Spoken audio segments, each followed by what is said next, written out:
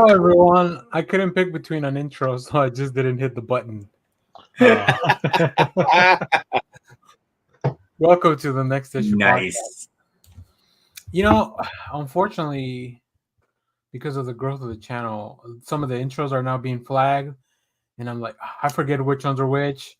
So until I figure it out. So if you don't see intros, it's mainly because of that. I think we're just gonna have to come up with like a brand new one that has. It's because of the man. That's right. Well, I understand not profiting off of somebody else's work, I guess. But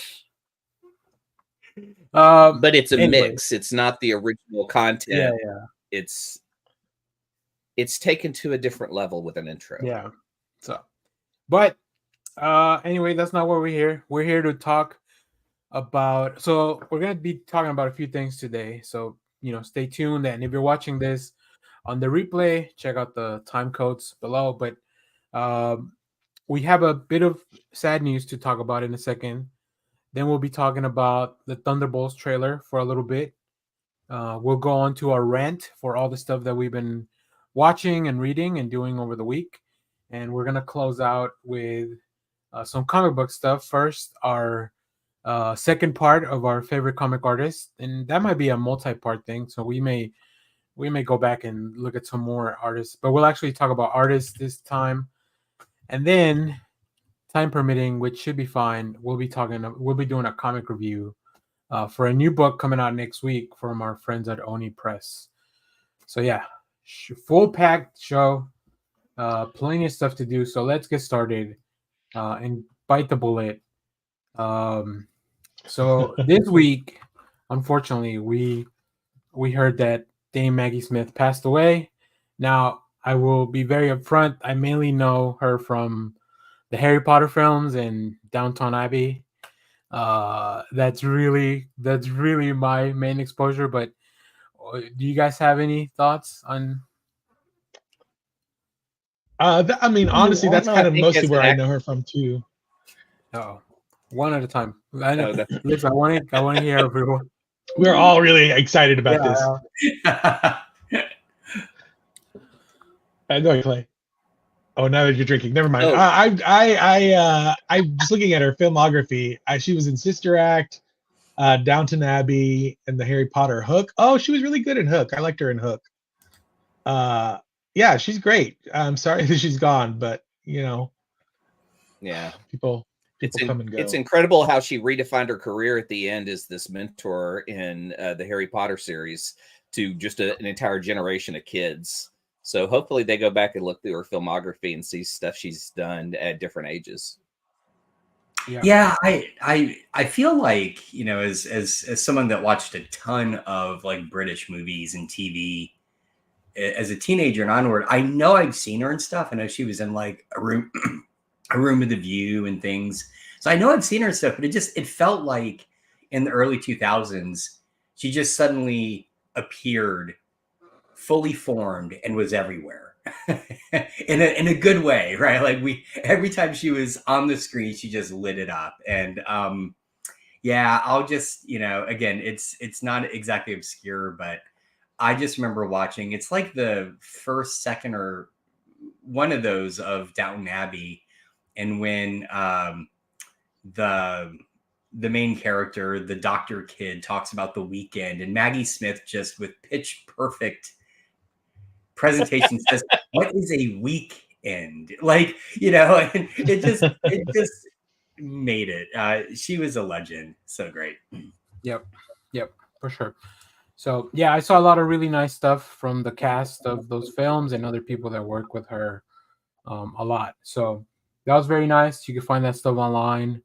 And it's just very interesting to see the impact a person had on like people all to kind of, those kids grew up with everybody that worked on the Harry Potter movies. They grew up with those people, right? Almost probably like family. Yeah. So probably pretty good influences there.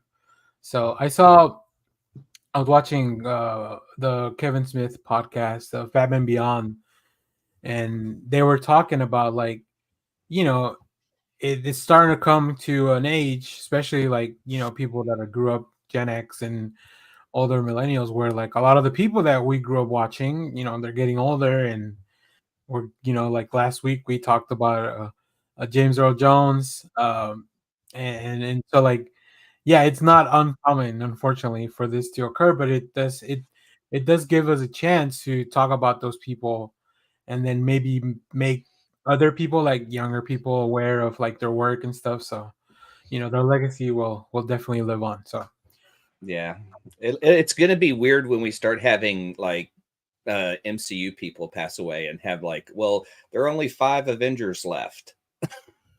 Just to sum it up in the next generation of film goers. Yeah.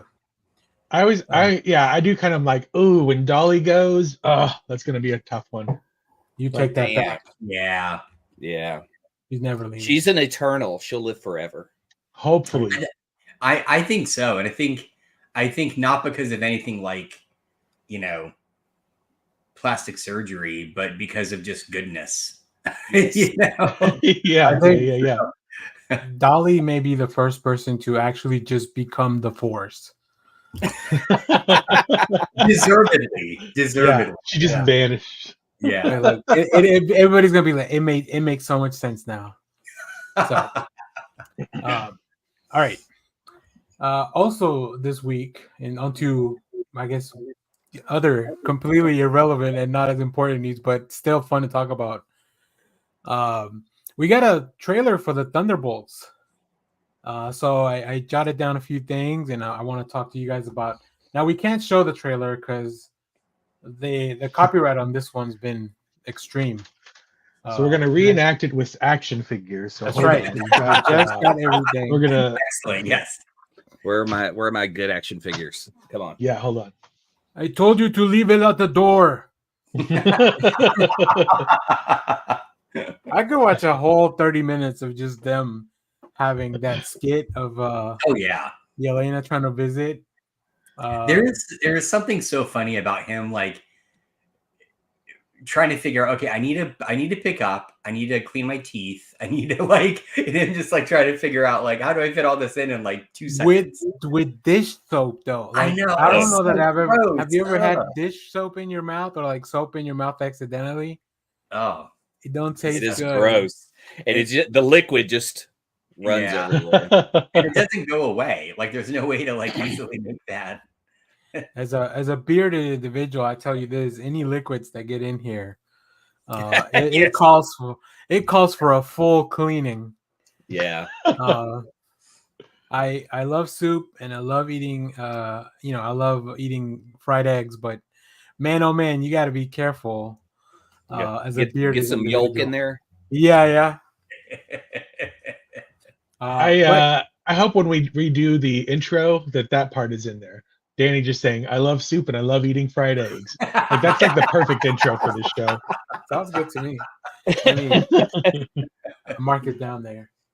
It'll definitely at least be a short.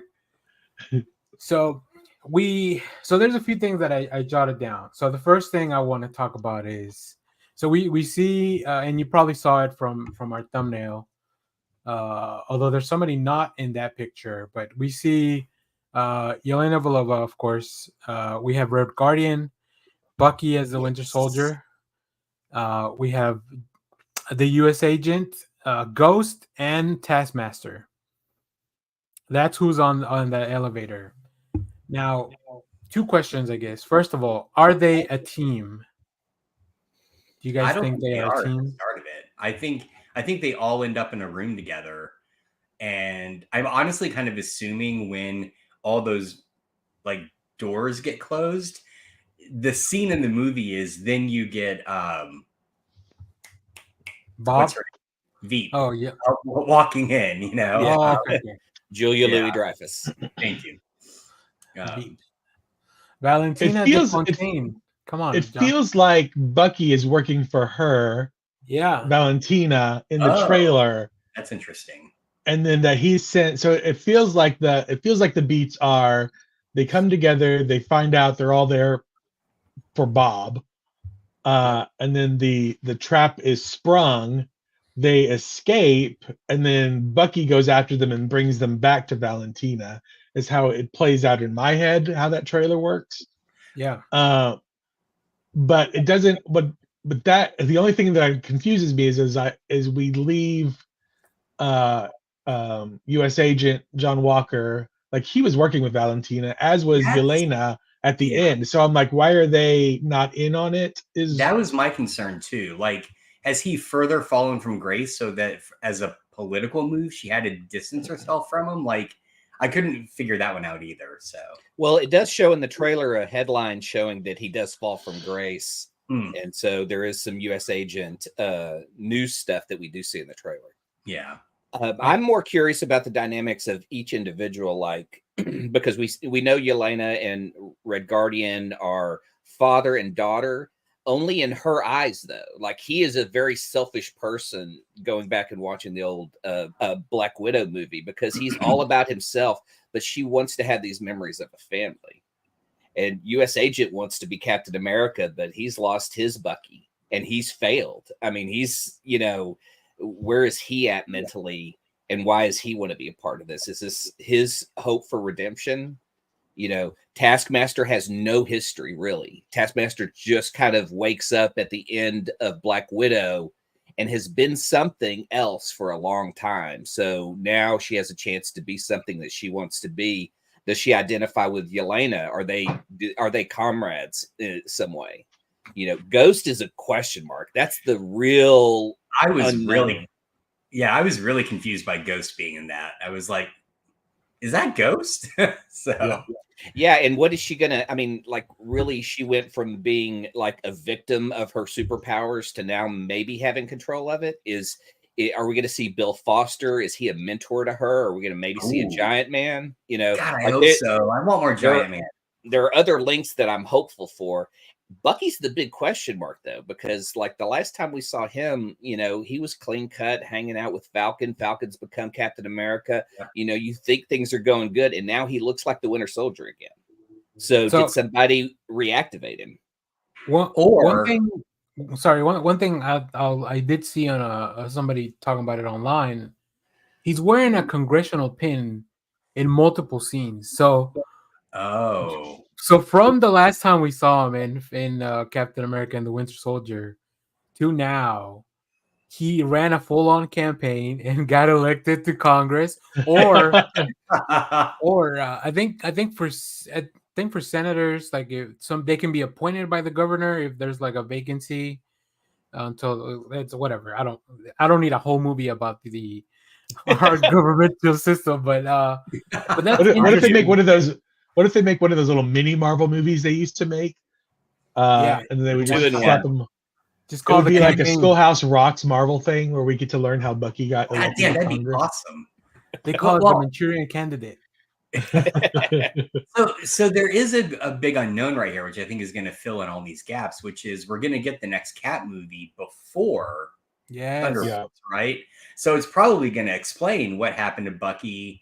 I mean, the only certainty we have is that he cleans his arm in the dishwasher. Which I was going to say that's the only thing we know for sure. Yes, that is. We know his arm is dishwasher safe. However, we don't know what setting he puts it on. That is true. That is true. And does he put in the stuff to get rid of like the spots? Yeah, exactly. Yeah, that would be an amazing commercial branding if somebody like Dawn or somebody's like Bucky washes his arm with Dawn tablets or something like that. That'd be amazing. That would be good. It's gentle enough to clean oil spills from the ducts, but it's hard. It's strong enough to clean the Winter Soldier's mechanical vibranium arm. It's strong enough to remove the blood stains from his arm. But it doesn't remove the red star. So, No. I did like that scene. I was intrigued by the fact that as a trailer, and I'm trying to think of the last time in particular a Marvel movie did this, or if it's done this. As a trailer, it gives you a sense of all the cast that you're going to expect in it. But like we're doing right now, it left you with more questions than expectations, right? It's like, why Ghost? what's with Bucky? You know, and it's like, oh man, this is kind of intriguing. So the song they picked I'm also was curious Pitch to Perfect, tie I it to the think, too. comic. Yeah. Yeah. Well, there. Where is my mind? Yeah. Good point. There is a Thunderbolts comic that also has a. It's not an asterisk, but it's like an apostrophe. Like it's what was that called? It's like Thunderbolts, but it's apostrophe S. So like, because it's Thunderbolt Ross puts together that possessive. team. Yeah, possessive. Thank you, Professor. But like, it could be the last scene on the Captain America movie could be Thunderbolt Ross telling Val to put a team together, right? And then that leads us right into Thunderbolts.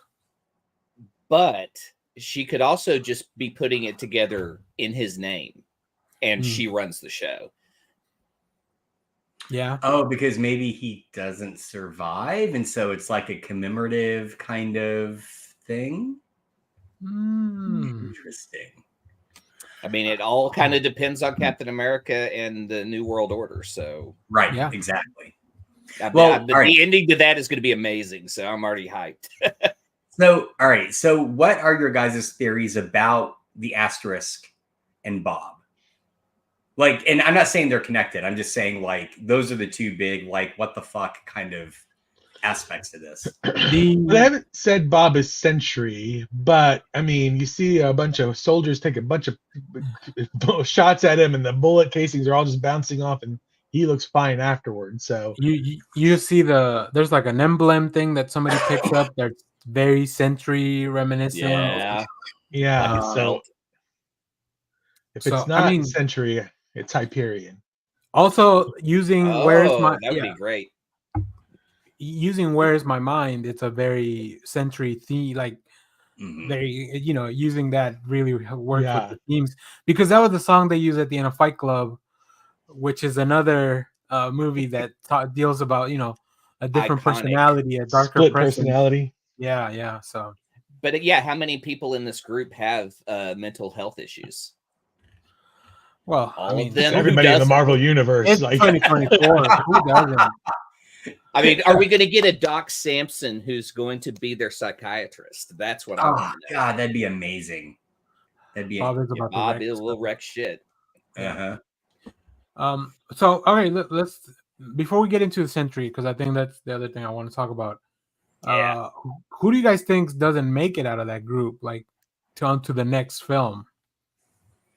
There are very heavy hints. Yeah, there are heavy hints that Taskmaster is not seen in a lot of the footage, right? Especially that elevator scene. Yeah, Taskmaster's not there. And I think I was watching videos to prepare for this, and like there's a still shot where it looks like they added Taskmaster when they're in like it looks like Avengers Tower, like the top of it. But if you see the other scenes, like there's no footage of Taskmaster walking around.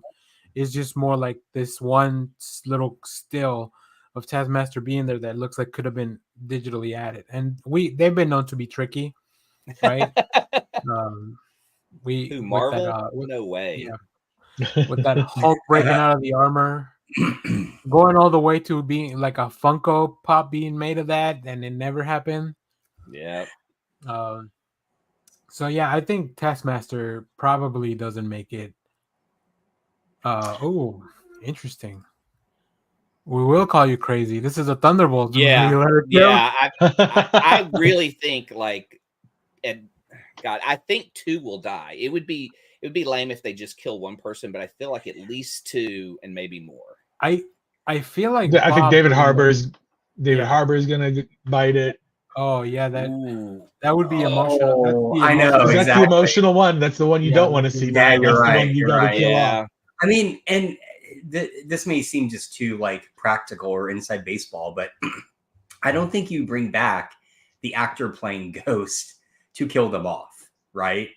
I mean, it's think of the gap between second Ant-Man and this, and we haven't seen her at all. So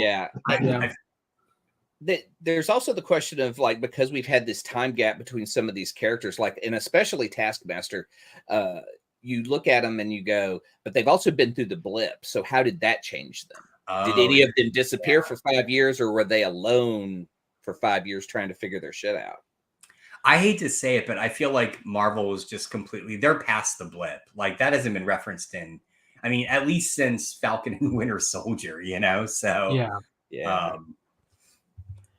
I want to also address the other question Josh had. Well, and I'll talk about Sentry in a minute as well. I have theories there too, but you talked about the asterisk, and Kevin Feige and everybody's been saying the asterisk will be revealed during the film, which is the weirdest Easter egg or mystery that we have going on. I think at the end of the film, just like the title change in Falcon and the Winter Soldier to Captain America and the Winter Soldier, the title of this movie is going to change from Thunderbolts asterisk, and it'll reveal that the real title of this movie is Dark Avengers. Oh, I like that. I like that too. I like that. But really, oh shit, that would be amazing, because what would be cool is if you roll that into, and that's the next Avengers movie, is we followed this evil team. But right, because what makes them really evil though? Is it just because who they're following? I don't think they're necessarily evil. We get the line, the voiceover from Dreyfus in the trailer. It says there's not good and bad, there's bad and like evil. Yeah. Right. And so I think that totally supports Danny's point. I have a count. Oh, sorry. Go ahead. No, I just asked you, is Zebo in this movie? I mean, he's not in any of the trailers, but I don't know if it's Eric not that we know of, but I mean, that'd be awesome. I miss him. I need more Zemo dancing. Yeah, exactly. Yeah. So I have a counter proposal for the asterisk. I want it to be an animated character like Miss Minutes. Just an asterisk shows up with legs and arms, talks. That'd be awesome. I'm the Thunderbolt. I had read that the asterisk was actually going to be revealed as 6 asterisks, and they were all bullets for each member of the team. Oh. I can't remember where I read that, but it would be kind of exciting is, what if they've just fucking killed everyone? And I can't imagine a franchise like Marvel would kill every single person in a film, but that would be ballsy. I mean, they did it with Rogue One. Rogue One was fucking great. Yeah. Don't you dare kill Florence Pugh. Yeah, I feel like Florence Pugh has to exist because her and Hawkeye have like just moments they need to share together on film. Like her and Kate Bishop are the perfect teammates. Oh yeah. Okay. Work together later. Yeah, I want to see that on screen now. But the thing is, Florence Pugh did just announce she's taking a break from acting. So oh shit, that's right. Yeah. But being in the MCU, is it acting or is it just kind of hanging out and being cool? Oh man. Which MCU actor is gonna come for Danny's DMs now? I just want wait. No, slide into the DMs, please. Oh, please come on the show. Tell me I'm wrong. I though, as I try to go through each person in the lineup, I feel like the strongest death is going to be David Harbour because of White Widow's love for him as a father figure, even though he wasn't. And she said, like, that was family to me. That was what, my childhood was. I feel like he'll make that up to her in this and maybe have to die for it. That's a death I could see. I don't really feel like justified deaths in Taskmaster or Ghost because their characters just haven't had enough time. Yeah. He's also the one that is his whole character arc is, am I as good as Captain America? Yeah. Do I get to be the hero? He sees himself as the big hero. So this would be the biggest epic way to go out, would be to be the big hero, Yeah, and U.S. Agent and Red Guardian both are kind of the same in that idea of they're both better than Captain America. So do these two guys become friends or enemies because they both want to kill Captain America? Or both, right? Now, I think I just got this figured out, y'all. All right. So I think I think Clay's right. I think David Harbour's character is going to die. It's going to be super emotional. It's going to be because clearly Florence Pugh is already, I mean, sorry, not her, but her character, White Widow, is already dealing with some stuff, right? The big reveal in the end credit scene, they bring back Black Widow. Whoa. Clone Black Widow. Whoa. Listen, Or alternate universe Black Widow, Right. who has been one of the Marvel Knights. And But it has to be Black Widow because now she gets her like sister back, right? we could have in this movie a character with reality altering powers known as Bob Reynolds. Oh, aka so the is that Sentry- Sentry's real name is Bob Reynolds? yeah, Robert Yeah. Reynolds. Yeah. Wow, they spent what 2 seconds on that name? Jesus. Paul Jenkins. Blame Paul Jenkins. Yeah, Paul Jenkins and Jay Lee created this character in the early 2000s and kind of retconned him back into Marvel existence, which was really cool. Oh, I remember that. Shit. Yeah. Explain Sentry to the people. Yeah. To Leonard. Explain Sentry to Leonard Kim. Yeah, so Leonard Kim so explains Sentry to us. Yeah, the Sentry's a character that was introduced in the early aughts, and the main thing about this character is that it was so powerful. It was kind of created the same way as Steve Rogers, just with a different serum that gave him the power of a million suns or something like that, which is the most comic book shit you could ever like just write. But he had, because of this other entity that lived within his mind, the Void, which was just as powerful and evil. He had to erase his own memory and erase everyone's memory of him always being around, always having been around in the Marvel universe since like the Golden Age. So throughout the comic run, they do a lot of inserts of like fake Golden Age comics that are kind of flashbacks in his comic. It's really cool. It's very convoluted. Obviously, the character's been through a lot. Yeah, Sentry's the next. There's a lot of history with this character, and depending on what the story is, but like sometimes he's a little bit better. He was part of the Dark Avengers for a while, which is kind of what led me to think about it. I also feel like they could bring in the Sentry to like change everything, and then he has to kind of go away again for a while, right? Like the Sentry is the thing they could use to kind of change things whenever they need to, and then put him away, because you don't want to have a character that powerful running around for no reason. What if the movie just ends with him going like, I'm going to find out what happened to the Eternals, and then he flies off into space and we never see him again. He flies off in the same direction as Icarus. Yeah, that'd be amazing. Oh, okay. So Leonard Kim is only known the Sentry from the Marvel Future Fight game. Yeah. Mine is. Yeah, I was gonna say mine.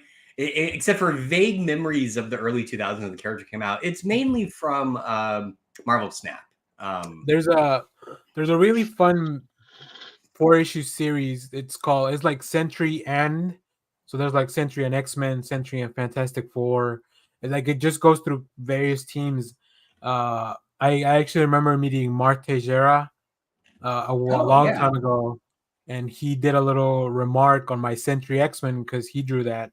But it kind of goes into like the backstory of the Sentry with like all these different teams. It's a very interesting character. Sometimes it's too hard to follow along because I feel like nobody ever finishes a complete story with this character. They all have great ideas, and they just maybe the book gets canceled and something like that. So, my favorite Sentry story is when in that new Avengers run, they were, I don't know. I don't think that's where he's introduced, but the new Avenger is that Brian Bendis, Steve McNiven kind of time. Yeah, because there was like a little 4 or 5 issue story arc where they had to deal with the Sentry. Mm-hmm. He also he's the one that stops Hulk when he's on the World War Hulk stuff. Like he comes in and they have a really cool fight. Some of my favorite Romita work. Like I know I give John Romita Jr. a lot of crap, but I love him in that series. He's making somebody's list later. Just lately, man, I don't know. Yeah, is that a tease? Is he on somebody's favorite artist list later? Maybe. Stay tuned. No. Who's stronger, Sentry or Captain Marvel? Oh, I mean, that's got to be Sentry. I think if he really pushes it, I'd also I think it's Sentry. Although I mean, Captain Marvel is pretty strong, especially when she goes binary. So, too strong to tell. I don't know. They would just probably everybody just dies instead of them two. Yeah. So, all right. Any last thoughts on the Thunderbolts trailer? Obviously, this is still a long way off, but it was fun to see. My only other thing is they call it the teaser trailer, and I just need a new definition list of what these kinds of trailers mean. Because I'm like, that's just a full-on trailer. Yeah. There's nothing teased there. Totally. For me, a teaser trailer used to be like 15 seconds, and then that's all you got. So or like maybe like one very brief scene from the movie, right? Yeah. That's a tease. Yeah. The original teaser trailer, for Superman was just who's starring in the movie and the logo, and that was it. Oh, I would hate to react to that. You're like, I want to say that who's the first Batman? Yeah, I think the first Batman teaser trailer was just like clips of them, like at the beginning of the movie, going around the bat signal. I think that first teaser trailer was just that. You're right. Yeah, because even the first, like, I distinctly remember the first. It wasn't even the poster; it was like a big standee in the theater, and it was just a fragment of the yellow bat signal. Right. Yeah. That was it. It was just like the right half or the bottom half or something. So you kids get too much these days. That's what a teaser is. I mean, and I know I'm an old man shaking fisted cloud. I still get pissed off anytime I click to watch a trailer and then you get the ad of the trailer before the trailer. I'm like, do they not know what a trailer is? It's a fucking commercial. Stop giving me now it's time for the trailer. No, I don't fucking care. Start the trailer. So yeah, give me the Colin Farrell saying like, and now the trailer for the Penguin. Enjoy, chap. All right, I think we have one last question here. The most important question will be answered. Will Valentine do a better job with the interior decoration of Avengers Tower than Iron Man? Listen, if you don't like the Avengers Tower decoration, blame Pepper. I think she was in charge of all that. Okay, she was in charge of the art, according to the Iron Man movies.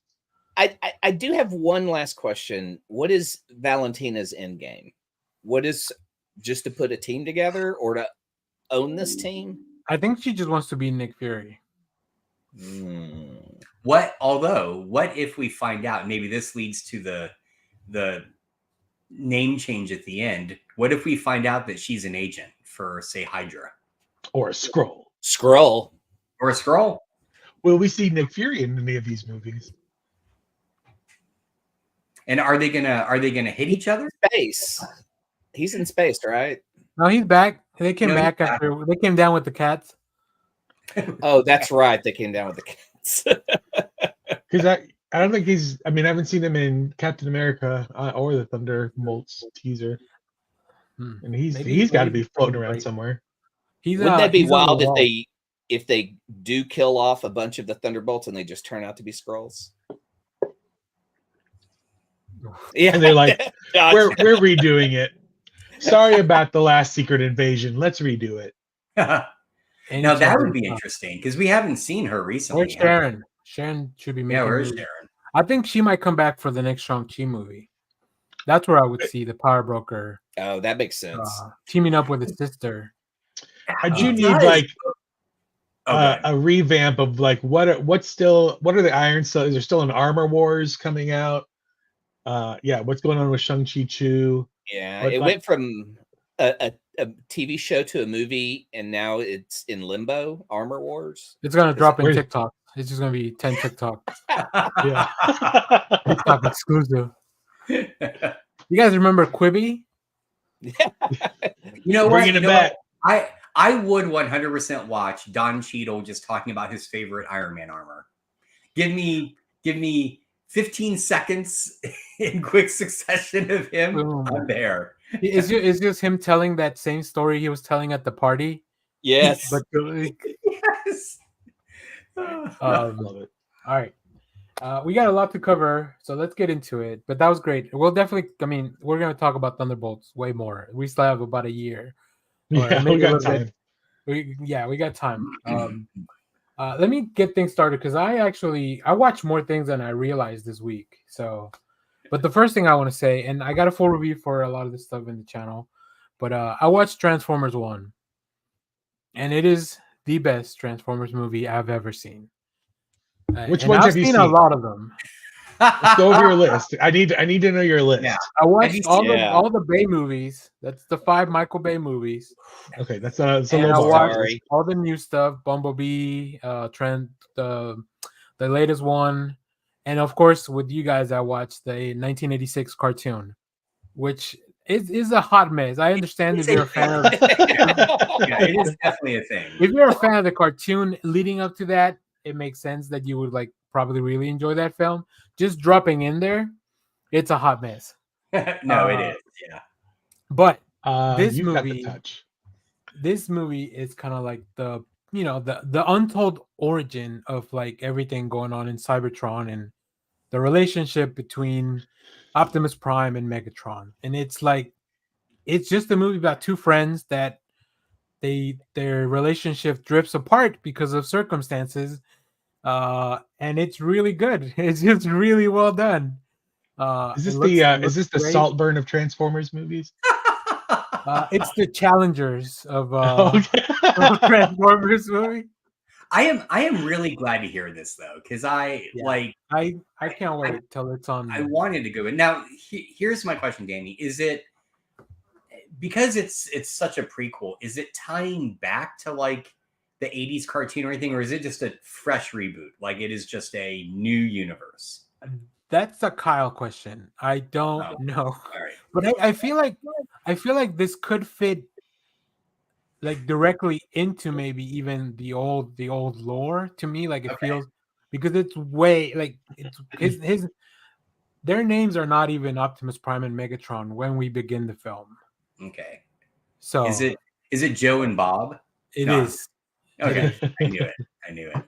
It's Bob 1 and Bob. It's called Robot and Robot 2. They're not very creative.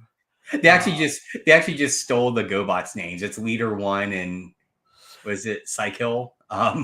Somebody told me they made a GoBot joke that I completely missed because I don't know enough about the GoBots. So I'm there. I'm totally watching this. I think whenever this film is out and like streaming or it'll end up on Paramount Plus. So we may not get to watch it. But we'll definitely cover it. Yeah, we'll definitely cover it when it's more available to watch. So also Apple TV dropped a new movie with George Clooney and Brad Pitt yesterday called The Wolves or Wolves. I think it's just Wolves. It's fun. If you like the Ocean's 11s, like you get more of their chemistry on screen, and it's about like these two fixers that they think they're the only one, like two fixers get called in for the same job and they don't want to work together. So like, like wah wah. It is by John Watts, who did the Spider-Man films. So there's some really fun like sequences and stuff. But yeah, I really enjoyed it. I thought it was great. Hey, George Clooney, do a flip. Yes. Now, the best movie I saw this week, even though I watched Transformers 1 and I loved it, was His Three Daughters. What is that? It is a film starring Carrie Coon. What's Scarlet Witch's name? Which Olsen is she? Elizabeth Olsen. Yes, and then from I really should have made more notes for this. And Natasha Lyonne. Yeah. Oh yeah. Yeah. So them three are the daughters of a man who is he's in his final days. So they go back home to be with their dad the last few days that he has left, and that's all it is. Like this is in scope, it's a very small movie, but this is like it's like a very quick peek into these people's lives, into probably one of the worst moments of their lives. But it's so good. It's definitely like sad. So like don't go into it like thinking you're gonna have a good time. But I put it on last Sunday just to see because I was told it was on Netflix. I was like, oh, let me check out the vibes for this movie, right? And then once I started watching it, I couldn't stop. Like I watched this at 8 in the morning on a Sunday, just because I was trying to. Yeah, yeah, and I love Carrie Coon. She's one of my favorite people. There it is. The whole cast is great, which is a very small cast too. So highly recommend it. It is pretty sad though, but it's got some really uplifting stuff, I think, too. So it's not all grim, but man, oh man, It sounds early, great. I'm adding it. early Oscar contender, I say, and it's on Netflix, so you can watch it now on streaming. So I confess, I had trouble finding it because I heard History Daughters. oh yeah, no, Yes, sorry, that's what I his heard. 3 daughters. His 3 daughters, yeah. 3 daughters, yes. Yeah, no. Real quick, we have a review for Blink Twice. That's the Zoe Kravitz directed movie with Channing Tatum. It's very interesting. It's a great directorial debut, I say. It's got a lot of very strong themes. There's a big content warning at the beginning of the film. So, yeah, this it's very. Now that I'm talking about all the stuff I watch, I'm like, man, I went some dark places this week. But Tell us Transformers. again about Transformers 1. That's No. right. Yeah. Well, I saved one thing for last because I knew that was going to be uplifting. Have you guys ever heard of Matlock? Yes. We were just talking about this last night, actually. Well, I didn't watch that Matlock. I watched the new Kathy Bates Matlock on Kathy CBS. Bates. Kathy Oh Bates. my god, she is she's the only person that would get me to watch Matlock. True, yeah. So they for some reason they released the premiere like a month in advance. Like the second episode is not going to come out till like the 17th of October. But I saw, funny enough, I saw Kathy Bates on a TikTok saying, "Do not let the ending of this show be spoiled for you." And I was like, "Well, now I gotta watch it because Kathy Bates just told me to go check it out." It's really good. It's very entertaining. If you like procedurals, that's all it is. It's a law procedural, but it's got like a really nice, fun twist at the end to kind of hook you in. I mean, and it's like I said, it's Kathy Bates. I don't recognize probably like anyone else in the cast as like a regular, maybe 1 or 2 people, but like it's just Kathy Bates. Jason Ritter. I don't even know if I know what he looks like. I know his voice. Just like his dad. He looks just like his dad. Does he really?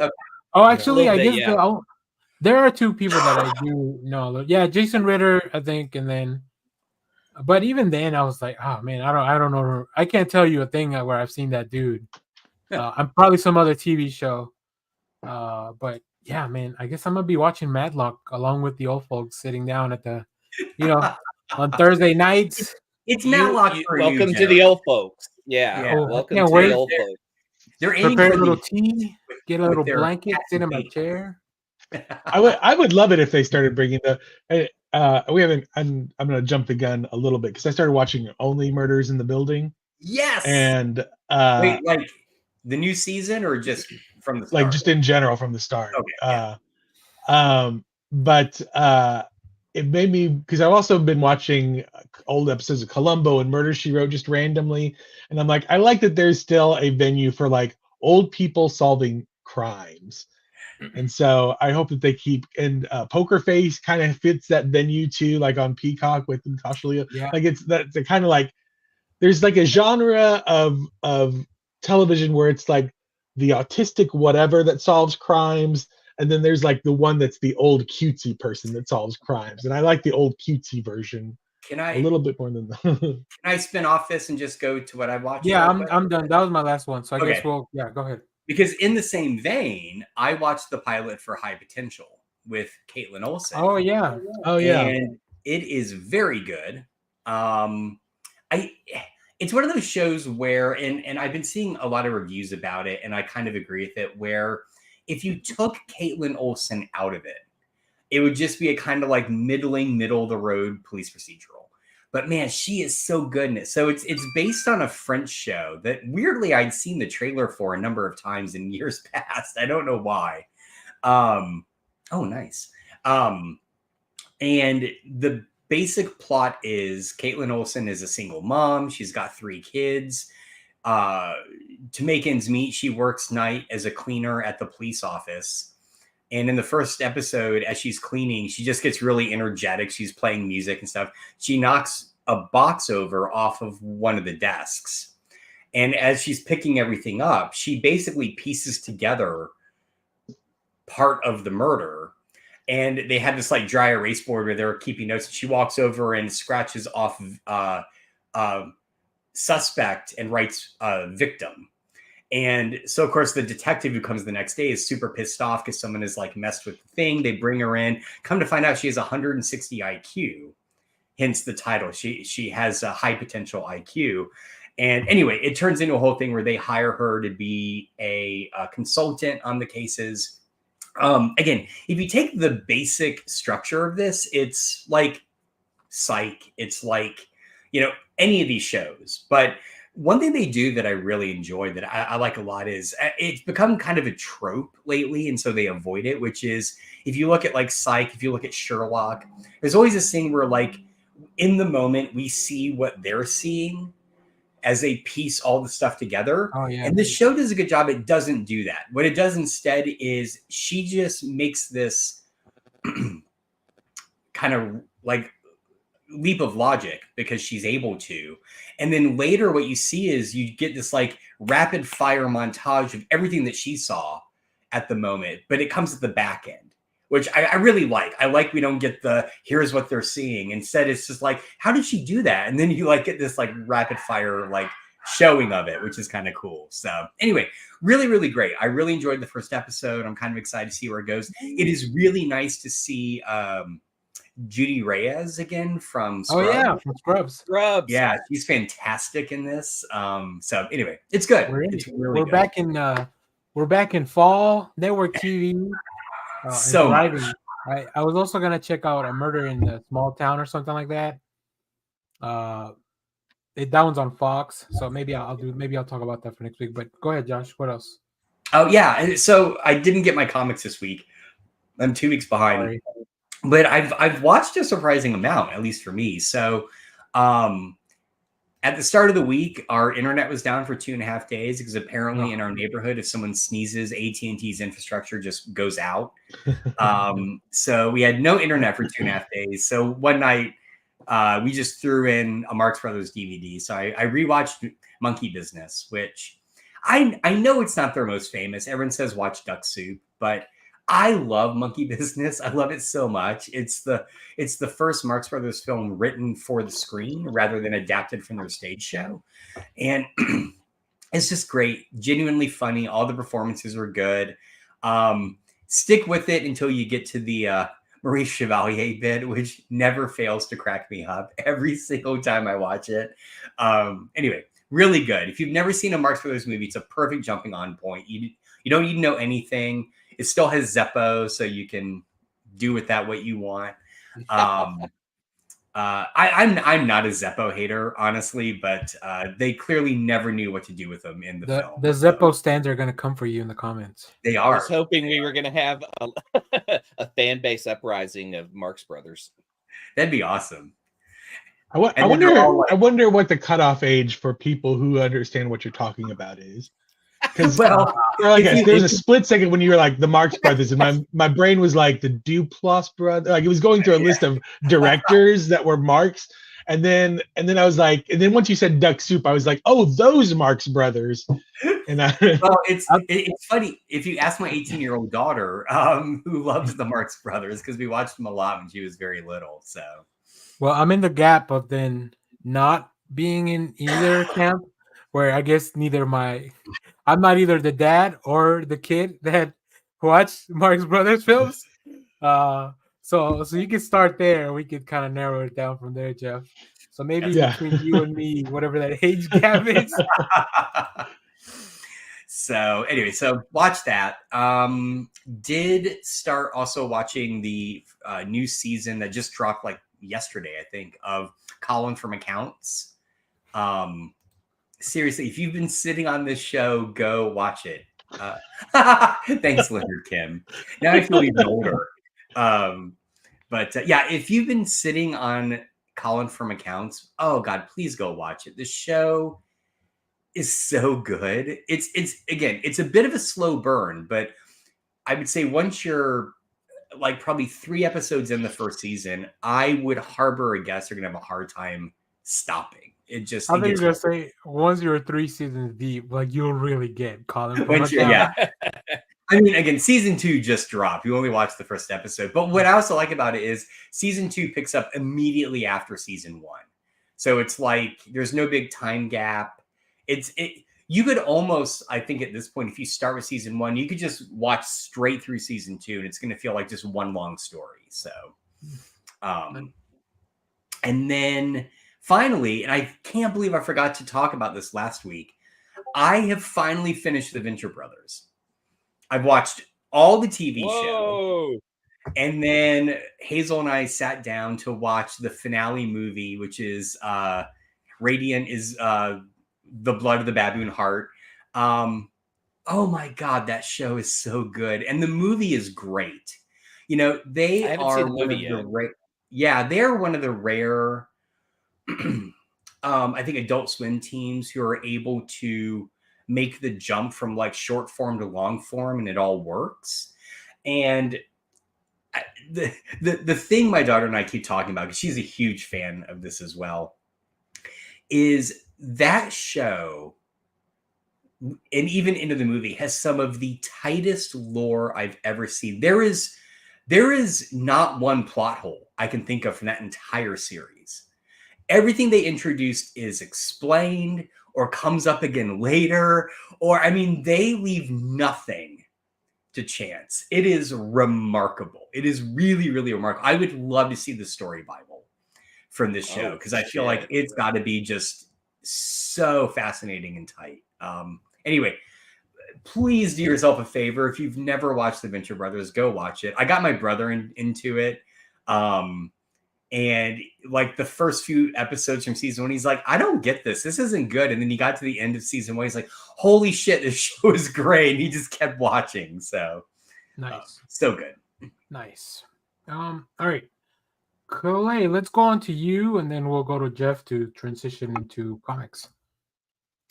Every October, we binge a series of films for Halloween, but this year we're doing 2 franchises, Critters and Children of the Corn. So we started Critters last night and Children of the Corn last week. I mean, these are just fun movies. I love creepy kids of Children of the Corn, and them yell Outlander. Linda Hamilton's in it. It's just such a good flick to start with, and Malachi, and then it just all goes downhill in all the sequels. Shelby's got the box set. We're going to finish 2 through 6 because there should be that many more films. Yeah, I know. You didn't have any idea. Plus, there was a remake of Children of the Corn that's really fucking awful. I think it's on Shudder. It might be on Shudder is where I watched it. I think there's 2 remakes. One that's pretty recent, and then one from the early 2000s when they remade everything. Oh yeah.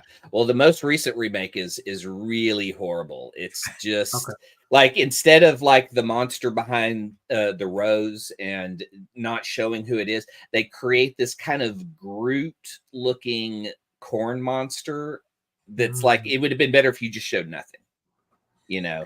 But I love the original. I love the idea of like just kids overtaking a town because of religion, and one kid who has the voice who can pretty much control all the kids. It's just so dark. That's just called growing up in the Bible Belt. Yeah. Now, please tell me you guys are calling this Children of the Corn Critters. I love Critters. I did not know, though. Shelby looked it up. Critters is actually based on the Hopkinsville invasion. Do you guys know about this? No. What's this? In Hopkinsville, Kentucky, an entire family living out in the remote woods was invaded by what they called like goblins.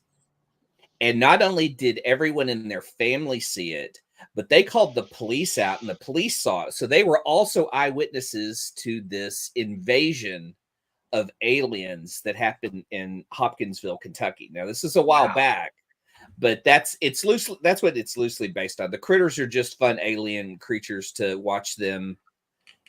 Like, the movie is very borderline horror and comedy because they do force a lot of comedy with the critters, I think, in the same way that Gremlins had done it a year or two before this came out. But the first one has like D. Wallace Stone, Billy Zane, Scott Grimes in it, you know, and when he was a kid actor. So it was like early Scott Grimes, and Billy Zane is the teenage boyfriend of the girl in the movie that she's dating. So it's funny to see him with a full head of hair. There are 3 other Critters movies, and I believe a web series to watch after this. So that's what we're getting into. A web series, yes. Oh man. But yeah, it's just been like a rough week. I had COVID again, and I had the kind that hits your stomach, and so I was down like for 4 days. And I'm so sorry. That sucks. But yeah, so that's pretty much. I mean, every time I get sick, I just kind of binge watch. I want to say Studio 60, but it's 30 Rock. So I binge watch 30 Rock every time. And went through that again. But yeah, that's about all I've been able to watch. I was able to get my comics this week, but just haven't been able to read them. Okay. Well, Josh hates 30 Rock. That's why he left. So he's like, Tracy Jordan is not funny. Or what's his real name? Every week like it, Tracy Morgan. Tracy Morgan. Live every week like it's Shark Week. It's not so much that he hates 30 Rock, it's that he loves Studio 60 so much more and was disappointed that Studio 60 wasn't the thing. I don't want to call him out, but I don't think Josh says he doesn't find women funny. So yeah. God, I'm gonna clip this and send it to him because he's not here, obviously. So he's not gonna know that we said this about him. Did you hear any of that, Josh? No, I'm sorry. My daughter's having trouble with Hulu. That'd be better on the surprise. Oh fuck! Were you making fun of my ass? No. I did want to drop in though. I looked up that the French version of High Potential. That's basically it's on Hulu. There are 3 seasons on Hulu. Of that. Really? Oh, cool. Okay. If you want to read subtitles, so I don't mind reading subtitles. You don't speak French like everyone? No. Come on, Professor. I wish. I would like to say I passed French in high school and failed it in college. Oui. Interesting. Oh, monsieur, no. Je m'appelle Clay. We all know that from French. Damn it. I like Don't Josh. You all right, Josh? Yeah, just coughing. Sorry. No, we are. I know what it is. I've seen it before. I've heard it. I've been all right. Jeff, let's go on to you and talk about the stuff you've been watching, and then we'll transition into comics from there. Sweet. I would just like to say I want there to be a Children of the Corn remake that's more about the over farming of corn and the ethanol production and how it's just ruining the soil. That would be my Children of the Corn. Children of the Corn syrup. I want Children of the Corn syrup. And I want a cooking competition called Children of the Cornbread. That's kind of like the great.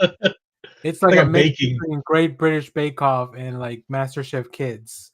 Yeah, but you just make molds of child actors out of cornbread. Out of cornbread, yes, it's all cornbread. Which I've made a Corey Haim out of cornbread. Corny. I mean, at this point, Netflix, this is our idea for a show. Please pay us money. That's all it takes, I think. It's better than the Is It Cake show.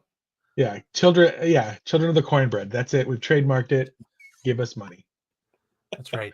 Let me mark it money, down, please. Yeah. All right, Jeff. What else? So I decided to start watching television again. I watched some of the Emmys, and I was like, man, television looks good again. You're like, I missed a lot of good stuff. I missed a lot of good stuff. I have a problem because it's so accessible now. I grew up in some of us grew up in a time when television was appointment television, like all of television was appointment television. so you had to sit there and watch it live. I mean, you could go and watch it on Hulu the next day or whatever. But now that it's two available, now that everything's out there all at once, my brain is just like, it's all important, so none of it is important, kind of thing. So I sat down and wrote a list, or I was just like, these are on Monday, I'm gonna watch these shows. On Tuesday, I'm watching these shows. I made a television list for myself. You made your own TV guide. I made my own TV guide. You know, so I made that for you, right? Well, so I finished season 1 of The Bear this week, and started season 2. That show, very good, but I can tell they're shooting for pretension, so they got to bring in every single episode. So knock it off, Bear. I know you're a whole season and a half ahead of me, but knock it off with all the Wilco and the crazy. Like, I've seen it too many times now. Chaos is happening in the kitchen. You got Wilco playing in the background doing their crazy jam stuff. I get it. I've seen it 4 episodes in a row now. Yes, chef. But did you go in after seeing the Emmys and think this is a comedy? I should laugh a lot. I get the I'm okay with it because I knew that was the big thing going in because it was nominated for the best comedy. And as I was watching it, I was like, oh, I can see the comedy in it. It's just like, it's like The Office, but turned up to like, the realism is turned up to 11 instead of the absurdity. Yeah. So like, I think of cousin as like Michael Scott. So like, they're basically the same character, but Cousin is just like what he would be like in real life, whereas Michael Scott is, and so Carmi, they all kind Carmi of. Jim? Carmi is, I think Carmi's kind of Jim. I think Carmi's a bit more like Oscar. Honestly, he's kind of like the one that makes. Oscar's not quite right. He's more like, I haven't figured out what Carmi is. I think. Andy. I think. Yeah. Well, I love Andy. What's the name of the uncle that lends him the money? The name of the guy played by Oliver Platt. Oliver Platt is a gift to that show. Yeah. My goodness. I love Oliver John Platt. Barenthal is a gift to that show. Yeah. I mean, that's cool. All the guest stars are great, but like Oliver Platt, I feel like every time he comes in, it's like, oh, I'm gonna make your show better. Like, the show's already really good. I'm just gonna make it better. Yeah, but that's his MO. Oliver Platt does that with everything. So. I love his character in The West Wing. So yeah. But he takes like a page of dialogue and it stands out in an entire episode. Like, you remember him. He tried with Ready to Rumble, but there's only so much you can do. That's a deep cut. Wow. I also watched Only Murders in the Building, episode 1, like I talked about. I did watch this week's episode of Agatha All Along. Yeah. I need to watch that. I started watching do a whole Agatha thing when it's over and Josh finally watches it. In 5 years. How many Marvel shows behind I am? In 5 years, we will get our skip right to this one. Yeah, no, that's true. I've seen You'll have to watch WandaVision, Doctor Strange, and the Multiverse of Madness. Age of Ultron. I think I'm good for this one. I think you're good for this one. Just based on our previous coverage of Marvel stuff, I know you've seen the stuff you need to for this show, so you're good, Josh. You'll have to have read West Coast Avengers number 56. Got it. And the last thing I watched was the first episode of The Old Man, which Danny suggested and does kick ass. Really? Okay, that's good to know. Jeff Bridges, man. The story's a little but it's great to see the dude in action. I like it because it's 2 old dudes it's like grumpy old men, but they're trying to literally kill each other. Yeah. That's the fun part.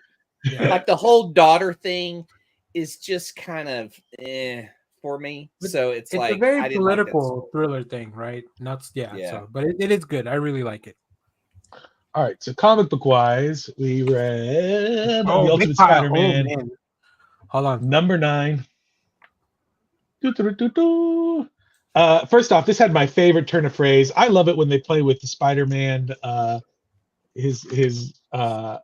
is this part where they talk about? Hold on, I'm gonna find it real quick. Baby. They do the thing where he's like, I think it's spectacular. I think it's, oh, here it is. Ben is like, they're talking about the newspaper, MJ, Ben, and J. Jonah Jameson, because the two boys have launched their own newspaper. And all the stories that get their number one hits are about Spider-Man. Ben hates the Spider-Man stories because he calls them sensational. And MJ, who is their publicist, argues, well, I would call it amazing. And I love it when they do that. I love it when they turn the phrase. Nice. Yeah. It reminded me of that time in Civil War when after Peter broke out of his Spider-Man armor and he starts fighting off the Fantastic Four, and they do the spectacular. They do that same word of play thing there. So good. Just great comic. I could have read a whole issue of just the boys sitting at the bar talking about their business venture. Like Yeah. J. Jonah Jameson and Uncle Ben's chemistry is so good, and especially like Mary Jane coming in to like set him straight and tell him like, yeah, like success means different things, and now you're in a different world. But then you still get all the Spider-Man stuff in the back, and you're like, okay, yeah, this is really good. Yeah. Hello Darkness. This had a great story about mukbang in it. It was just like, oh god, shit. That story was wild. I did Also, this cover got me in trouble with TikTok, so I couldn't review it. I picked up this one instead. I almost picked up the one that you got, Jeff. Although I love that cover, Danny. I don't think there's a worst. I only read 2 stories because the other 2 are, one of them in the world of something's killing children, and the other one's like a multi-part story. But there's one about war. That's a great one too. Oh, what a turn! Yeah, So it takes place during World War I, and they're trying to blow these, I guess, French soldiers. I don't know what they were. They're trying to blow up some German outpost, and they bite off way more than they can chew. Awesome. Real quick, Arkham, don't worry, I read Spanish. Yes, and I know you translated it here for us. Top tier covers Tyler Kirkham's doing for that. What else, Jeff? Feral number 6. We're supposed to read the first 5 for Comic Book Club later on today. Feral, the first 5 issues of Feral, I don't think it's as good as Stray Dogs. This issue, however, fucking turns it up to 11. Like this thing is like insane. Like I read this, Feral's good. I've been just kind of hopping along. This one, I was just like, ooh, nice. That's the sauce. Uncanny X-Men, number 3. Still great. Love it. This is just old school X-Men. Yeah. Yeah. What cover did you get? Oh, I love that cover. Black Cloak number 8. Yep. Black Cloak. Namor number 3. I think I'm the only one reading this, but I enjoy it. We also get this is cool because Namor, I feel like in the previous, like John Byrne, they kind of try to explain his irrational, like how angry he gets as kind of a brain chemistry imbalance if he spends too much time on land because he's part Atlantean. He goes a little crazy. He spends too much time in water. This is kind of a new thing where he's been hearing the voice of Poseidon in his head the whole time, and Poseidon's just telling him to kill everybody. Wow. So he's just like, he's trying to, this is kind of a Game of Thronesian, like Atlantis. He's abdicated the throne of Atlantis, and so there's all these warring parties trying to take over Atlantis. That's Jason Aaron, right? Jason Aaron, yeah. So Stingray, of all people, comes and Namor has exiled himself into like a human land prison. Stingray shows up, and he's like, "You got to get back down in Atlantis and fix this shit because the humans are about to go down and bomb the shit out of the ocean." Yeah. Nice. And so he returns to the ocean, and he goes to swims up to the first kingdom that is trying to take over, and he's like, "Y'all gotta knock this out." And he ends up, the voice talks in his head, and he kills everybody instantly. And then he gets captured by somebody else, and like the whole time this voice is in his head. He's just like, "Kill them all, Namor! Kill them all!" It's great. It's great. It's like Bender from Futurama when he wakes up. He's like, "Kill all the humans. Kill all the humans." So Namor is trying to prevent this civil war from happening. Meanwhile, this crazy god is talking into his head, and the armies of the world are up on the ocean floor or on the top of the ocean with their warships about to bomb the heck out of Atlantis. We have Frankenstein. I love this book. This book is so good. So good. The artwork in it is so fantastic. Look at that. So, oh man. Yeah, the first issue was just rock solid. So I'm so hyped for the second one. Yeah. I love the premise of like each issue is gonna kind of be themed around the body part.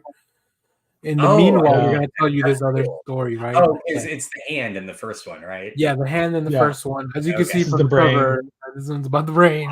Ah, nice. All right. Still reading Green Arrow. This is still a absolute power tie-in. Oliver is still working with Amanda Waller and the rest of his Green Arrow family are trying to figure out why. I thought we would get the resolution in this issue. We do not, because I think it's one more. I think one more. Yeah.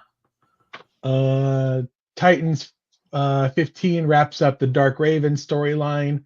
This takes place before Absolute Power. And it's weird because this ends with the Titans winning the day, then going to Amanda Waller and being like, "We kicked your ass. You can't do anything about it." But we know it takes place before Absolute Power, so it's a little undercut by the fact that Amanda Waller then goes on in this crazy rampage. No, Josh plays the Teen Titans. He does. So he has that is all I read for this week. I also picked up a whole bunch of other stuff I just haven't gotten to reading, like the Savage Wolverine. All right, let me go through my stuff, and if you want to show, if you have it, you can show us and go for it. Talk about them. So, the first thing, I guess I'll wait to talk about this till Josh comes back, since he's the other person reading this. Let me just go through the stuff I picked up, and I'll tell you if I read it or not. I picked up Zatanna, the latest issue of Zatanna, Bringing Down the House. I always try to look for the cool cover. This one was the coolest one. Like, I love the main covers too, but man, it was cool. I only picked this up because I already had it in my pull list. This is the Avengers Annual. But it's like a wrap up on that Thanos Infinity Watch storyline, I think. So I'm not caught up. This is like all the annuals are going over that story. So yeah. I read Phases of the Moon Knight. This has 2 stories, one by Jed McKay, one by Declan Shalvey. This is just a little quick anthology of Moon Knight stories. So like, I think it's gonna be a really, really cool series to read at the end. But I love catching these little short glimpses of like stories. Yeah. There you go. You need to get Clay to catch up, but it's got a really fun story. One of them is about a Moon Knight, like I don't know, in year 23 something, like way in the future. So like it's really interesting. I haven't read it, but I also picked up my Red Band Wolverine Revenge.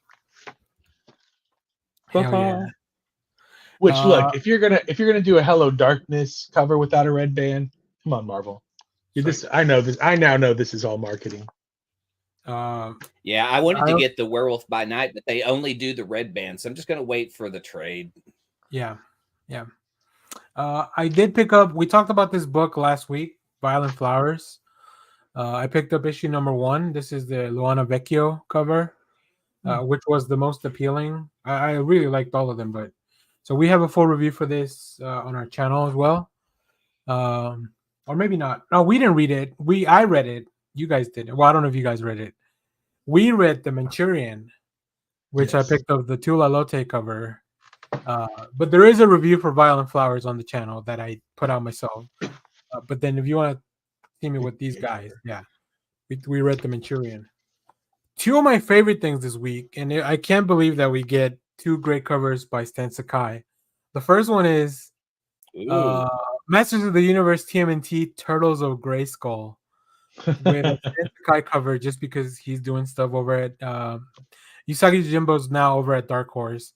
But yeah, I don't know if this is the first time the Turtles crossover with He-Man, but it's so good. I just want to show you guys one page which they used to do it when I was a kid with my figures.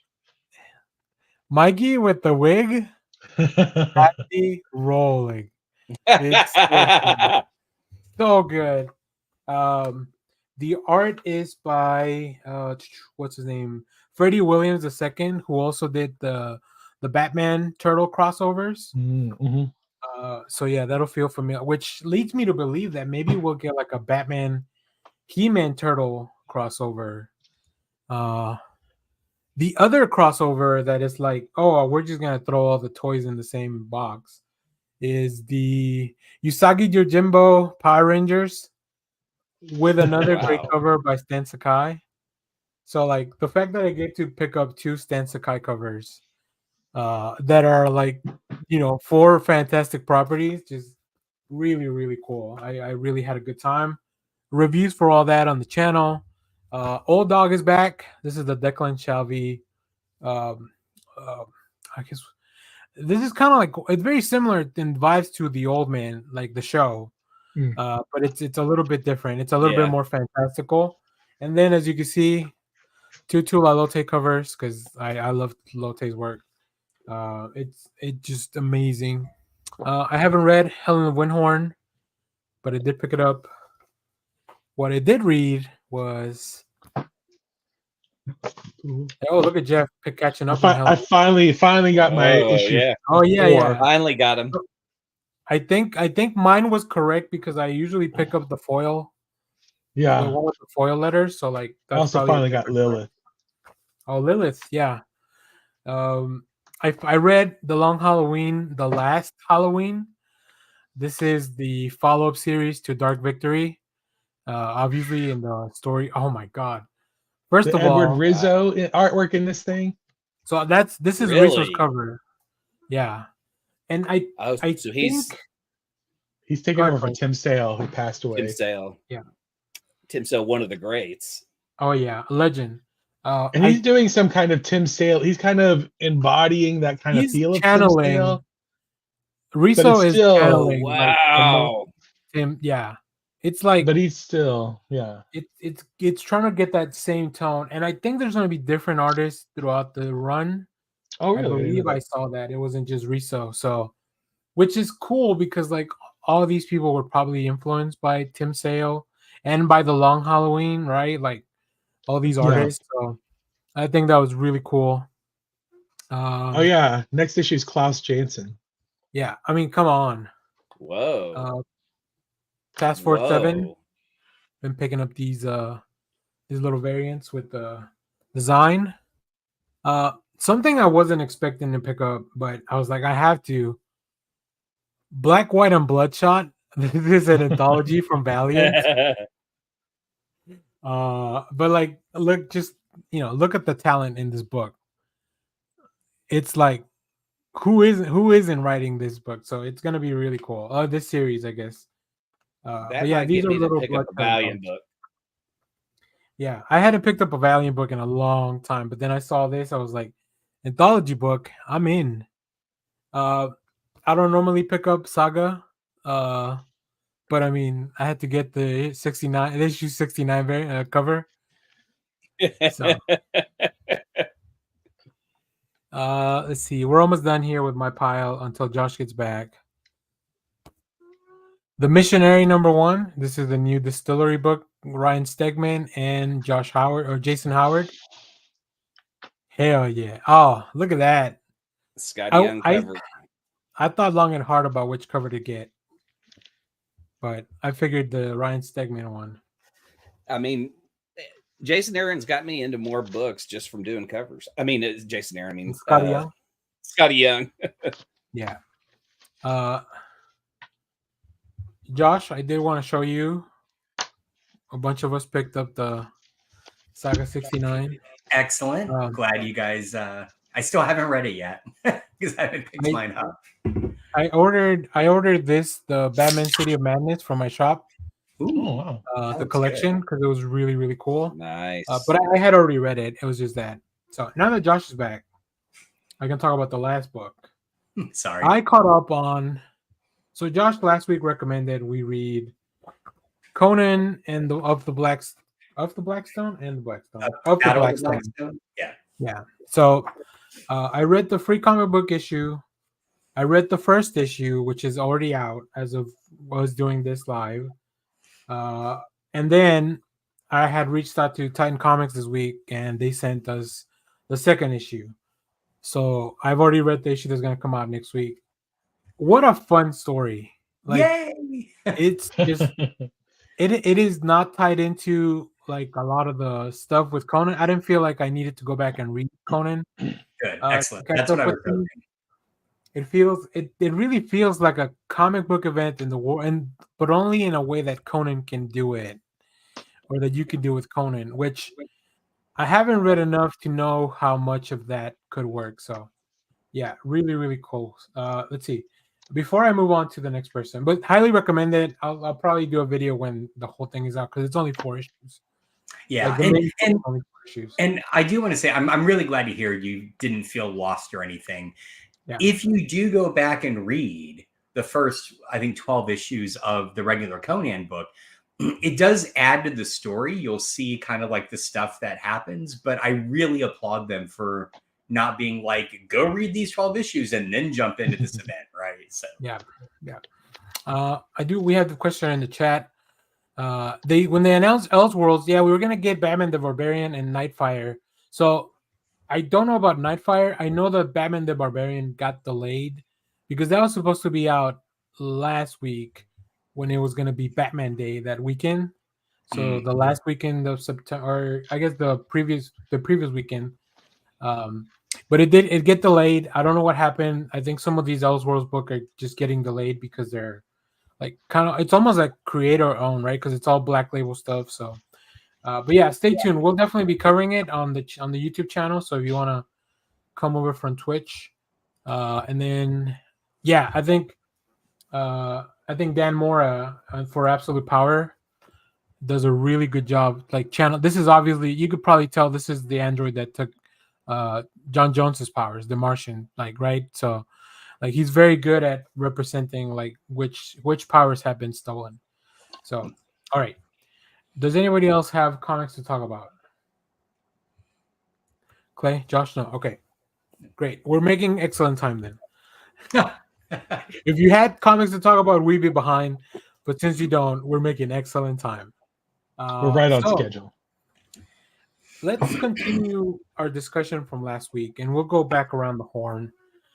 Last week, Jeff, you want to kind of pitch us back the idea to kind of bring us into that world? Sure, yeah. Growing up, I read a lot of Wizard magazines. Usually every month, Wizard would have their favorite top artists, top writers for the month. And I said, hey, that's a great idea. Let's steal that. So I asked the boys to come up with a top list of their current top favorite writers and top favorite artists. Last week we did writers. And here's the initial pitch. Give me your top 3 favorite. So this today will be, give me your top 3 favorite artists, what they're working on currently, what you love about their artwork, and then bonus question: what do you want to see them work on that they are not currently working on? You know, what's your dream project for them? Okay. We're gonna start. So just based on time, Clay, why don't you give us why don't we start with you, since you might have to step away for a second in a minute? Okay.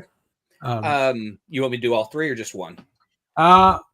Do 2 if you want, and then when you come back, we could do the last one. How about that? Okay. And then if you have any special mentions, like any honorable mentions. Oh, okay. Because I just talked about him, Scotty Young. I obviously buy all his covers. I even enjoy his writing. I think he has a talent in both areas that appeal to me. I would love for him to write and draw either, I'm going to let you guys pick, an Addams Family book or a Munsters book. Which one do you think he would excel at? Oh, man. He feels more like Charles Addams' original artwork. I agree. Okay. Yeah, so an Addams Family book by Scotty Young, written and drawn by Scotty Young. That'd be awesome. That would be something I would absolutely love. Could we keep that either black and white or grayscale? I feel like it would work better. Oh yeah, that would be cool. Oh shit. Next, because really, this show, Daniel Warren Johnson has become one of my faves just from like the what's that universe called? The Hasbro universe. Yeah, the Energon. Yeah. His Transformer stuff is fucking wild, and I'd love it. I want Daniel Warren Johnson to do a Macross book. Macross was American Nice adaptation of Japanese animation, and they did their own show. So there was this show called Robotech that adapted 3 different Japanese series into one series with different generations in each one. Macross was the first one about a pilot named Rick Hunter who joins the SDF as a fighter pilot. And there's like a pop star and other pilots. And so he's like this young kid who joins up with these fighters, and all he's ever been has just been a pilot. And I think that would be a great story. And just because of how well he drew the Transformers stuff, I think the Macross stuff would look amazing if Daniel Warren Johnson went on a Robotech run. Mm-hmm. So that's awesome. He was one of my honorable mentions. Yeah. I mentioned this last time because I talked about Hickman and books I'd like him to be on. And specifically, I would love Mark Brooks to work with Jonathan Hickman on a Micronauts book. I love Mark Brooks's art so much, and I would love to see him work on the Micronauts because they just have a cool style. The IDW books kind of seem to maintain the same style that Marvel have. I would love them to be reinvented and toys to launch from it, because Mark Brooks's art is so goddamn good. Like, it is incredible, the covers he does. Yeah. So my honorable mentions are wow, this is Phil Noto and Bill Sienkiewicz. Quite an honor. No shit, but like those top 3, like Scotty Young to me has always been the funnest guy in comics because he just brings the fun covers, and he has like an element to his stories that are very supernatural. So I've just always been a fan. But yeah, like, and then I was like going, well, Phil Noto already does stuff I love. He does all Star Wars books, and he's like pitch perfect on them. And Bill Sienkiewicz, I mean, I guess I'd love him to return to Moon Knight for a run. I don't know who I'd want writing it, but I sure as hell would love to see a Bill Sienkiewicz Moon Knight book again. And that's those are my artists. Maybe he'll be in that Phases of Moon Knight book. I'm sure they might have reached out to get him back. Yeah, I would assume he would only do a pinup though. For a quick story, maybe. Yeah. Cool. But all right, those are my artists. Excellent. Jeff, what about you? Where let's start with your honorable mentions and number 3, and then we'll go around. Sure. Just as a quick addendum to Clay's, when he mentioned Daniel Warren Johnson, I want to see a Daniel Warren Johnson Hulk book because I think he would do a big shit. Hulk. Yeah, that'd be great. I'll say Nick Klein, who's currently on the book, kind of gives similar vibes. Not exactly Warren Johnson vibes, but definitely similar. There's not as many wrestling moves in this current Hulk run. As it could so it'd just be that plus wrestling moves. Yeah.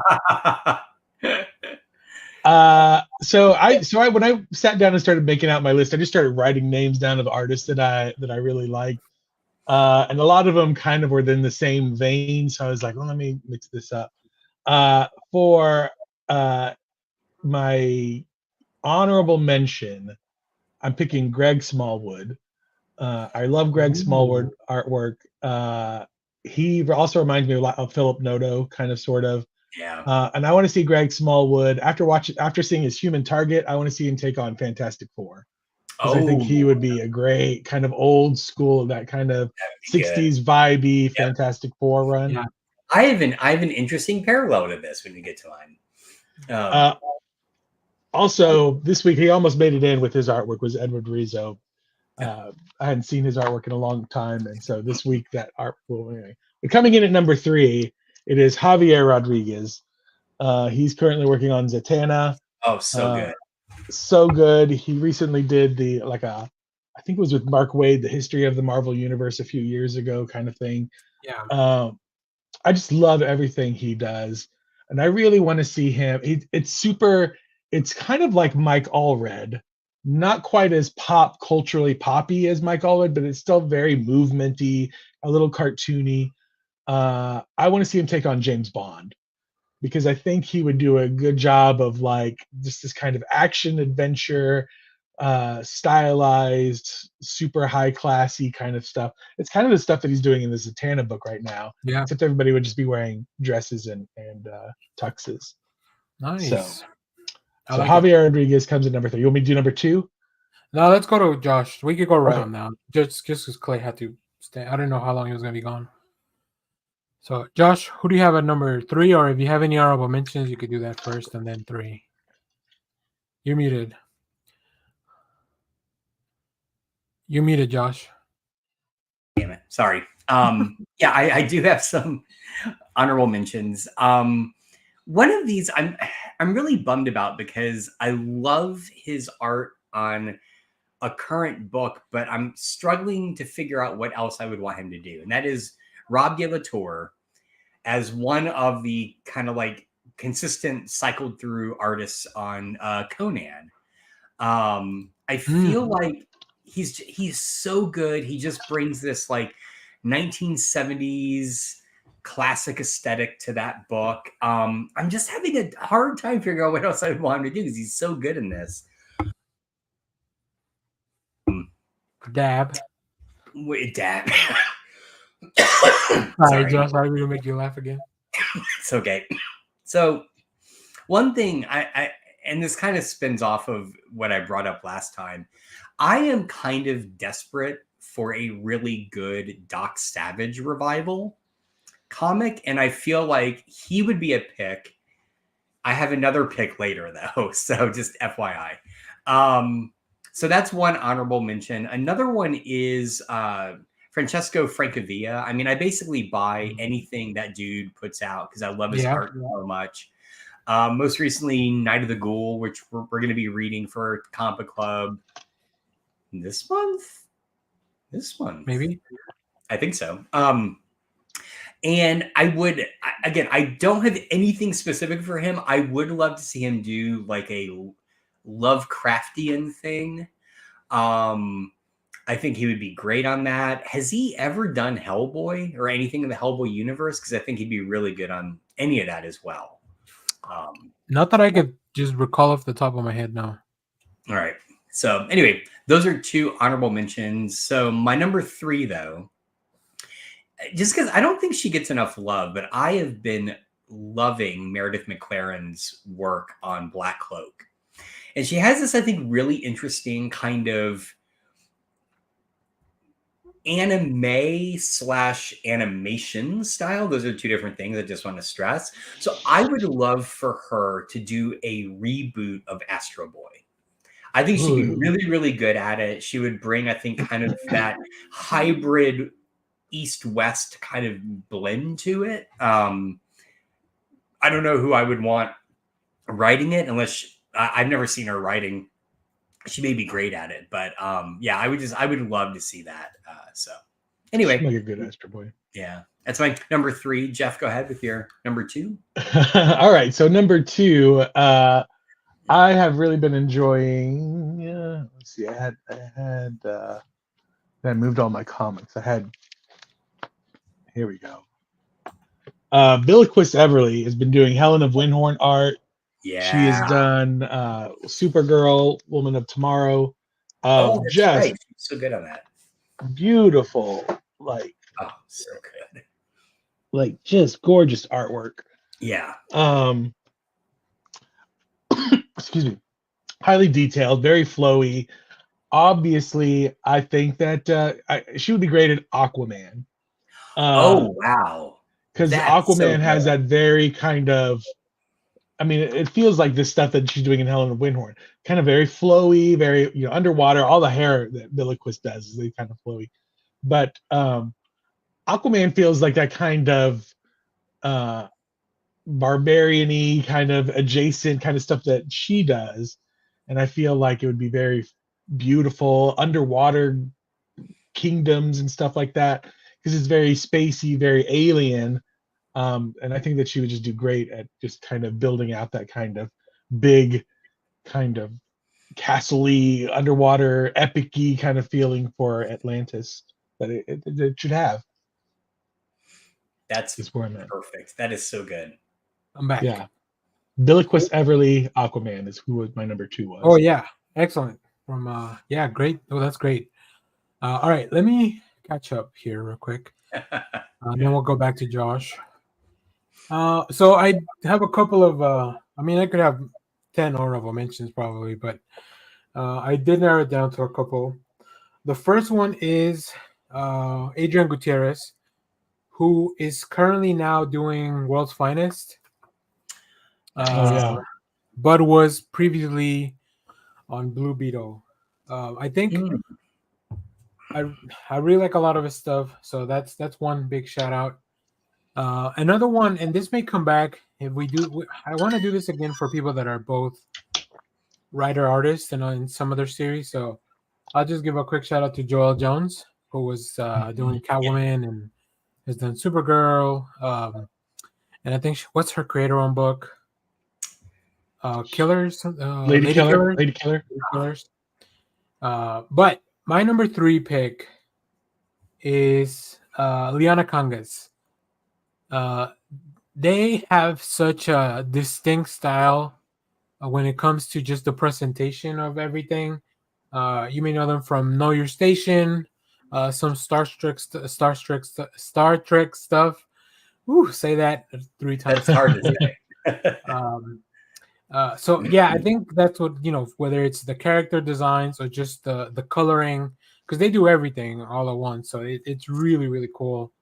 And I think I would like to see maybe like a Poison Ivy or a Gotham City Sirens book on that style.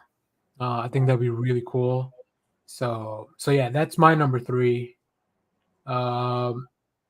So let's go to Josh's. So that was your number 2, right, Jeff? That you went to? Yeah, that was my number 2. Okay. So let's go to Josh's number 2, and then I'll get back in the rotation. So my number 2 will come as no surprise to you guys or anyone that's watched for a while, and that is, of course, Mike Allred. Oh, okay. Loving his current run on Batman Dark Age. And I mean, him and Mark Russell are just a great team up. And so, last time I said I kind of wanted Mark Russell to write Fantastic Four. If he did, I want Allred doing the art on it. I know he's done FF, but he, as far as I know, has never done just the straight up Fantastic Four series. Okay. That said, the other thing is, again, I'm so desperate for a Doc Savage revival. I think he would be great doing a period piece of Doc Savage set like in the, either like the 30s, 40s, or even like the 60s, 70s, sort of like we're getting a little bit in Batman Dark Age. In particular, because I feel like I know his art can be a little stiff, particularly with like action stuff. Yeah. And that may seem a little weird for Doc Savage. But for me, Doc Savage has always been more about like style and panache and tone than it is about straight up action. So anyway, so that's my number 2. Give me Mike Allred on either Fantastic Four or Doc Savage. Nice. I love Mike Allred, and he was also kind of on my list for a while, but I had my biggest problem with choosing him was that he's such a hard, he's somebody that's drawn everybody, just throughout his career. So I'm like, initially I was like, I'd love to see him on Doom Patrol. And I was like, well, he's done Doom Patrol before. Like, it's kind of hard to think about, like, where would I put Mike Allred? Like, for some place he hasn't been before. Yeah. Yeah. His, his Mad Men, but he had that team that was kind of a spin-off of his Mad Men. My brain's on his... It's Atomics? Oh, the Atomics. Thank you, yeah. Honestly, I would love to see him go back to Atomics. That'd be cool. Yeah. All right. My number 2 is somebody that's very prolific right now. Currently working on the main Avengers book, but has also done extensive work on the X-Men line, the previous Krakoan Age. It is Valerie Yoshidi. Just really good work. Worked a lot with Al Ewing on a lot of that cosmic stuff. So like, I know that he's capable of doing like these massive space battles, like a lot of characters, a lot of things going on. And this was kind of a hard one to narrow down to like what I would want to see him do. But I'm actually thinking that it would really work in something like maybe Power Rangers, where you need like you need characters that look cool.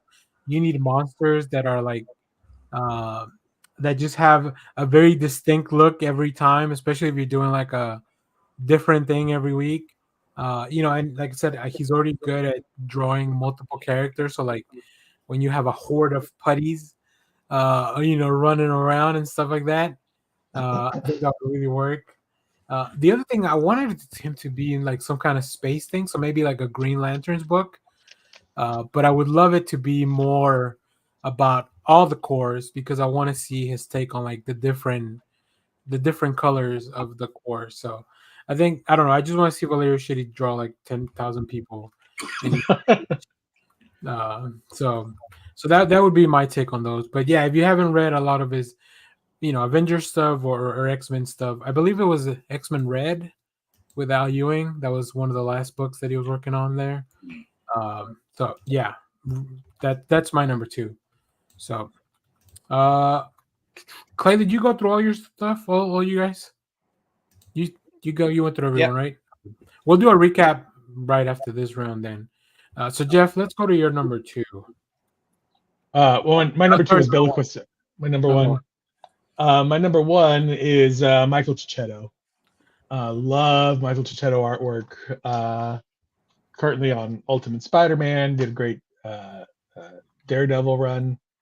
And I want to see Michael Cicchetto take on Green Lantern. Marco? Are you saying Marco or Michael? I might have said Michael. It's Marco. Marco Cicchetto. Marco Cicchetto. Yeah, I want to see him take on Green Lantern. I think all his heroes are super heroic and buff, and I had a whole bunch of like. He's one of the ones that falls in the same category. Like when I was thinking, I was like, oh, I also really like who's doing Daniel Stampiri over in Wonder Woman, Bruno Redondo. Like they're all kind of in the same kind of vein, kind of sort of. Mm-hmm. Dan Mora, where their heroes are super heroic looking and everything. But I think that Marco Cicchetto would be a great in space, drawing crazy looking aliens. And then if you had Hal or Kyle or John or whoever looking super, heroic there among them, I just think it'd be fantastic. If you want to see a little bit, and maybe I don't know if you've read this or not, if you want to see him do a little bit of space stuff, you can check out Anakin and Obi-Wan, the Star Wars miniseries. He was the artist on that with, who wrote that? Maybe Charles Soule? I don't know. Charles Soule was writing all Star Wars at the time, but I don't know if it was him. I was going to say probably. Yeah. But yeah, it was Anakin and Obi-Wan, the miniseries. Really cool stuff. You get to see a little bit of his alien stuff that he could do, so really fun. Yeah. Nice. Okay, Josh, this is the surprise because I thought Alred would be at your number 1. I know. So what is your actual number 1? My actual number 1 is Fiona Staples, who can do no wrong. And what I find fascinating, fascinating is again, her work on Saga is just brilliant. But the thing is, I know we tend to think of, if you think of Saga, you're like, okay, sci-fi, kind of like grounded. Here's the thing about Fiona Staples that I love.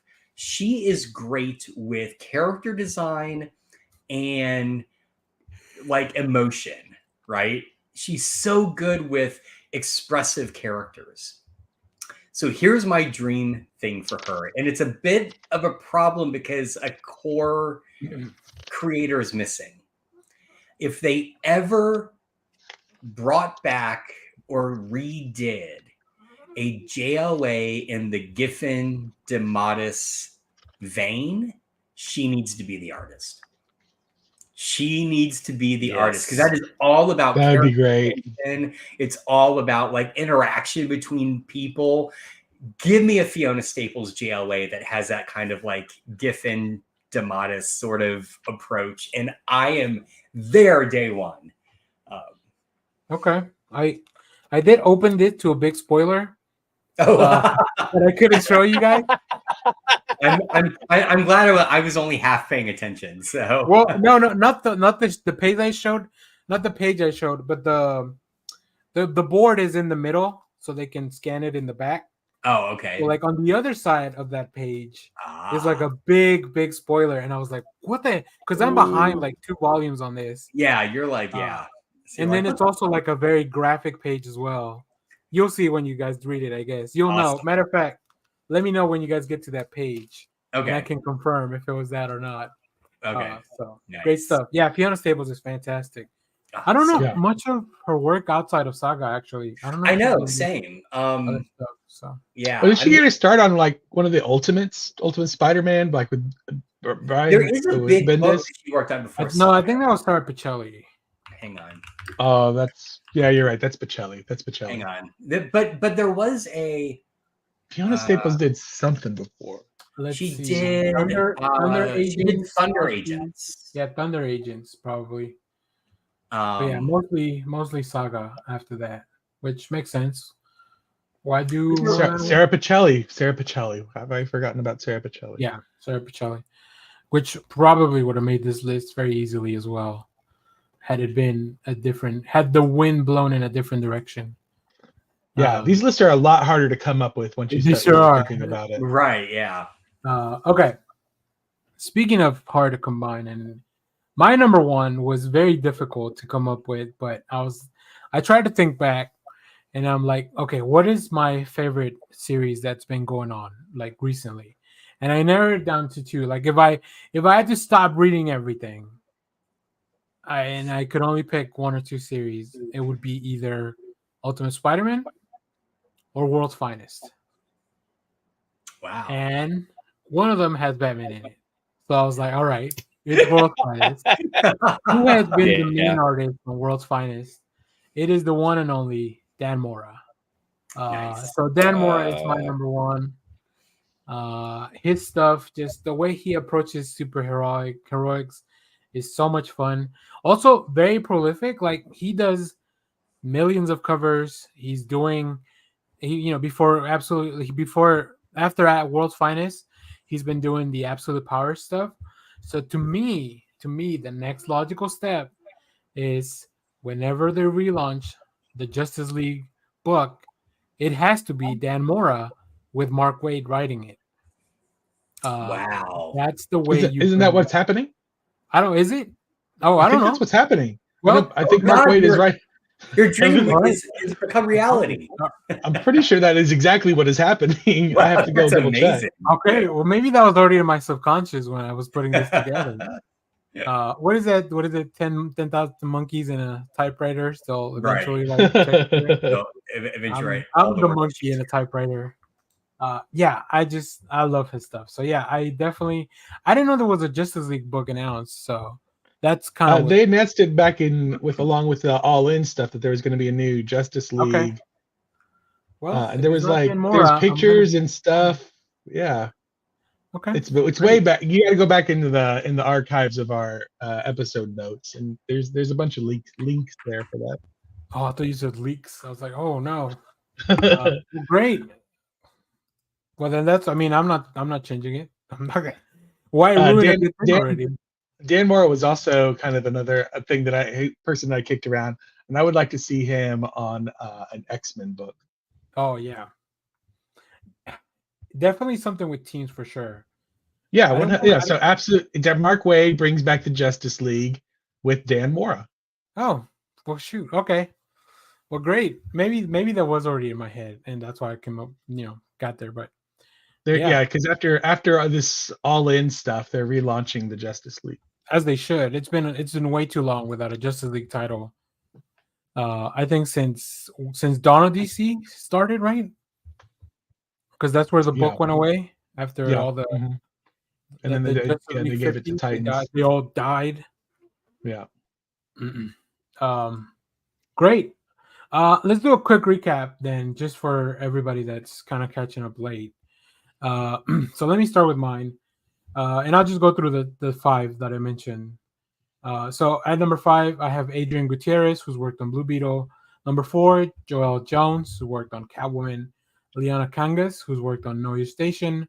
Number 2, Valeria Shidi, who's working on Avengers, and of course Dan Mora, who's working on Absolute Power. Clay, you want to recap your artist? Yeah. I want Scotty Young to do an Addams Family book, and Daniel Warren Johnson to bring back Macross, and Mark Brooks to do a Micronauts book. And my 2 honorable mentions are Phil Noto and Bill Sienkiewicz, who are just perfect. They can do anything. Excellent. All right. Whatever they want. Jeff, do you want to give us a recap? Yeah, 3. I had number 3, Javier Rodriguez, who I'd like to see take on James Bond. Number 2, Billiquis Everly, who I want to see do an Aquaman book. My number 1 was Michael Cicchetto, who I want to see do Green Lantern. I also mentioned a whole bunch of other people, but we'll say I want to see Daniel Sampiri do a Conan book. Or a Bailey. Bailey, is that the pirate queen? Oh yeah. I think. I have not mentioned this, but I also have this written down. I want to see Jorge Jimenez do a Thor book. Oh wow. We could really revisit this next week, and our list might be completely different. Yeah, 100%. Yeah. All right, Josh, do you want to give us your recap? Yeah, sure. Real quick. My honorable mentions: Francesco Francavilla and Rob de la Torre. Number 3 was Meredith McLaren, who I would love to see do an Astro Boy book. Number 2 was Mike Allred, who I'd love to see do Doc Savage and or Fantastic Four. And the number 1 was Fiona Staples doing a Giffen DeMatteis style JLA. Excellent. Yes. Excellent. Well, there you have it. We'll talk to Wizard Magazine people and see if we can get this published. Do you think we could get Todd to do a cover for us in the style of his old Spider-Man wearing the wizard hat? Or make action figures of us? Yes. Oh, I'm okay with that. Come scan me. But I wonder if I can ask Todd to, either make me a little taller, maybe shave off a few, like you get the sculptures to take off a few pounds. Just stretch me up. Stretch me up. Maybe add a few muscles in places. Like Todd me up, Todd. Todd me up. Give me some pouches. Yeah, give me some pouches and a flowing I don't want the full Liefeld treatment. Like, what happened to my feet? Now there's the question: if you could have an action figure done in the style of an artist, who would it be? Like of yourself? Because, as you were saying that, I was like going, I think Sam Keith would draw me really well. I'm gonna go with Jock. Give me a little hair and a little more. Yeah, I'm gonna go with Jock. Current day Frank Miller. Current day who? Whoa, Frank Miller. Oh, Frank Miller. Oh yeah, I just like. Grizzle. Why are there rocks coming off of Jeff? It's like somebody just dropped an egg on the cement sidewalk. Josh, we were talking about if we could have an artist do a sculpt for our action figure, who would we do? I picked Josh. Jeff picked current day Frank Miller. Clay picked who was it? That's gonna be a hideous action figure. Sam Keith. So who would you? Oh, would you want Frank Avilla to do your action figure? No, I'd actually go with Allred. I was like, he would make it perfect Allred. Yeah, Josh. Yeah. It's the glasses really put you in the Allred territory. True. Oh, great. All right, to start kind of winding down. Nobody wants the Cap Liefeld body. The Liefeld Cap body. No, God. We've seen that person is real, all right? So, all right, to kind of start closing out the show, our friends over at Oni, well, I asked the guys, like, is there anything you guys want to maybe review for the show? And Jeff immediately popped up and said, hey, do we have Skin Police? You have Skin Police. We do have Skin Police because our friends over at Oni Press sent us an advanced copy. Let me give you a quick synopsis. We'll talk about the creative team on Skin Police, and then we'll talk about the actual book. So, from writer Jordan Thomas and artist Daniel Gett, comes a sci-fi action spectacle that will force you to trust no one. I'm already there, friend. In the in the year 2142, fertility levels around the globe plummeted, and a black market for illegal clone babies emerged. Millions of parents used their own genetic material to welcome these new children, only realizing the horrific consequences far too late. At some point in their life cycle, 3 in 4 of the genetic duplicates transform into psychologically unstable killing machine known as dupes. Fortunately, the United Nations of Europe has decided to take on an active role in containing the growing threat. Their specialized task force has taken up the unenviable task of hunting down dupes before their violence can spread. To the government, they are the duplicate identification and capture division. To everyone else, they're the skin police. The worst part of the job, it's always the one you least suspect. As I mentioned, this is written by Jordan Thomas with art by Daniel Gett, Jason Wardy on colors, and Jeff Powell on letters. Jeff, since you kind of requested this, do you want to kick us off? What did you think of Skin Police? I really liked it. Hard not to compare it to Blade Runner. Oh, Yeah. And also there's a tiny bit of a fun with what is it, Soylent Green Yes. maybe in there. So you get those flavors very early on, but then it quickly turns into an allegory for abusive police forces, just the haves and have-nots, and it's good. The artwork is really good. It does feel like they're not very subtle in those allegories of like just police being able to do whatever they want. The lead detective has a key that gets him through any door, and he's taking on this rookie cop person, and she's just like, well, everything we do kind of seems fishy, which kind of feels like, I'm like, why'd you join the force? Right. So it feels like there's a bigger mystery kind of going into it. It's really, I really enjoyed it. It's really interesting. The artwork is really good in it too. Yeah. All right, Clay, what did you think of Skin Police? I dug it. I mean, the art is top notch. Like, that is probably my favorite thing from this book. It gave me a very heavy metal vibe.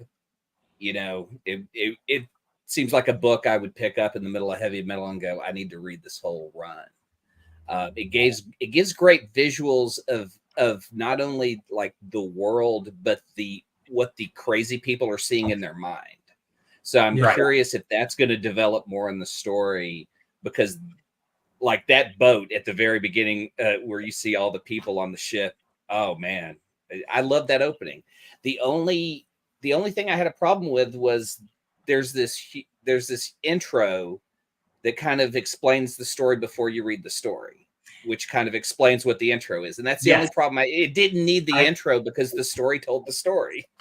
I 100% agree with you. I was actually very frustrated with that. And I almost wondered if that was like an editorial decision to do it, because one thing I really want to applaud this book with is it is kind of like with Black Cloak. It is a great example of how to present complex world building in a very organic way, right? Yeah. And I agree. It did not need that little synopsis at the beginning. Just throw you in right off the bat, and you're going to get it as you read the issue. Yeah. Also, I love the art. It's very John Arcudi style. Yeah. Right. And so, yeah, it was good. It was good. I really liked it. I also really liked it. As soon as Jeff picked this, I told him that it gave me like 2000 AD vibes. Yep. And I'm sure these creators probably have worked on some 2000 AD stuff. Obviously, like you mentioned, Blade Runner, but there's a lot of Judge Dredd in this. Like, you know, it's a very similar concept, just like with different implications, a different world around it. I really like. Also, it kind of turns into V for Vendetta at the very end. Oh, yeah, a little bit. Oh, yeah, for sure. Like, without giving anything too much away. So, like, yeah, a lot of different commentary. when I was putting together the preview, I saw these black and white pages, and I was like, man, I almost wish that they were like that we could see the art with in black and white. I think it would look super cool. I wonder if they're not going to do a black and white release at some point. That would be awesome. Crazy. I think so. When I picked up, I found these online because I'm still getting used to working within the Oni press kit environment. So I was like, I don't have time for this. So this is like from a preview from like a month or two ago. So I'm sure everything wasn't finished. But I was like, man, I'm glad I found it because I think I really like one of the things that they use is the eyes tell a lot of emotion, like a lot of what's happening here, the eyes of the characters, which is interesting because like as you can see here, he's got his eyes covered, right? And obviously that's been a thing with like police forces that they'll normally cover their face for different different things.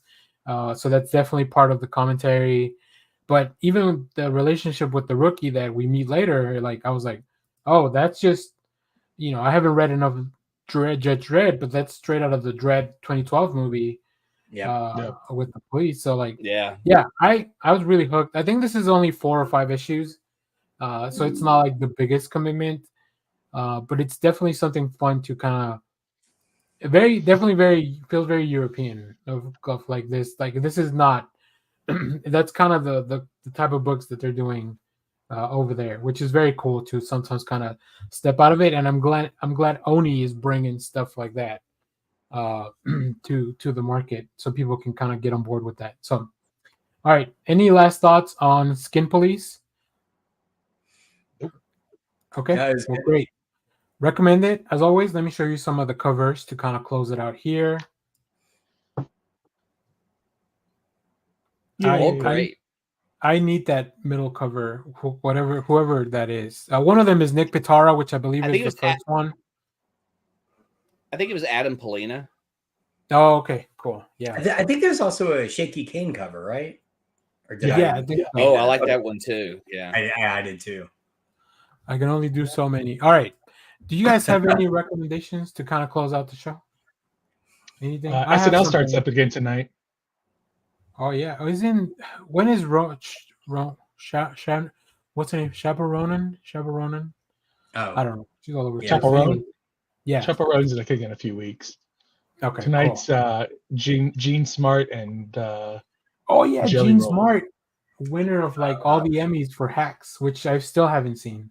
And it's the 50th season. So good. Oh my god, you gotta go watch it. It's been in our queue, at the top of our queue for a long time. Am I the only one here that's seen Hacks? Probably, yeah. Oh, you guys have got to go watch it. It's great. Okay. It's so good. Definitely will.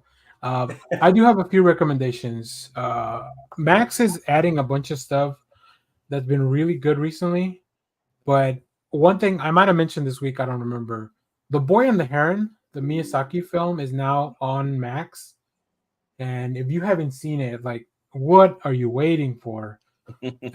Also, I saw the TV Glow is also on Max. Oh. So highly recommend that. There's a lot of like if you just stay at the top of the new movies that Max released within the past 2 weeks. And then the cool thing is that The Boy and the Heron also comes with Miyazaki and the Heron, which is a documentary that begins when Miyazaki announced that he was retiring the last time, to him changing his mind, to the making of the film The Boy and the Heron. So yeah, really, really cool stuff. So highly recommend.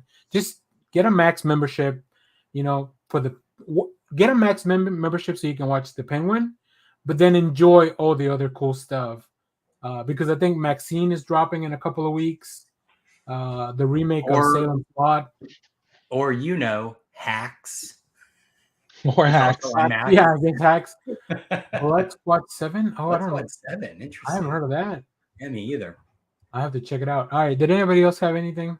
If not, we can close out the show. Well, this was great. Jeff, thank you for bringing this topic up to our attention. I think. Yeah, thank you. It was good. We might do a part 3 where we rank our favorite artists, writers combo, which you may see some repeat names. You may see completely different names. Maybe that'll be in a few weeks. And then stay tuned. I don't know what we're going to talk about next week. Sometimes we just really fly by the seat of our pants. But yeah. Okay.